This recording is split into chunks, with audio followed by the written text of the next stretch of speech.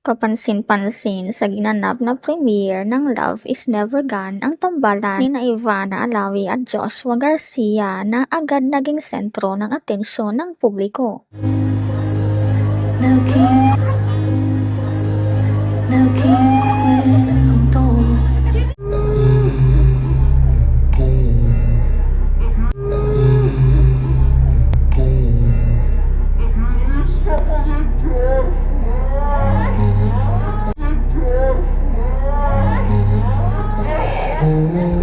Sa kanilang pagdating sa red carpet, hindi nakaligtas sa mata ng fans ang kanilang natural na chemistry.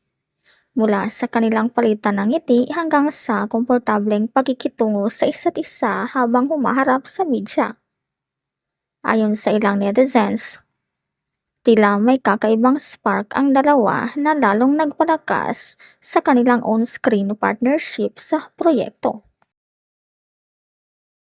Wala pang kumpirmasyon mula sa magkabilang panig tungkol sa anumang personal na ugnayan sa labas ng kanilang trabaho.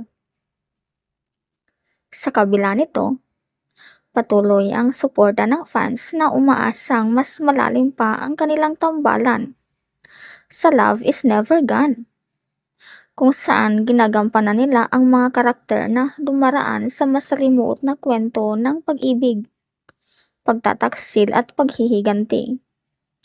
Dahil dito, inaasahang isa ang kanilang pairing sa mga aabangan ng manonood sa nasabing serye. Sa ngayon, nananatiling palaisipan kung hanggang saan aabot ang kanilang chemistry. Ngunit isang bagay ang sigurado, matagumpay nilang napakilig ang kanilang mga taga-suporta sa premiere night. Ikaw, anong masasabi mo dito?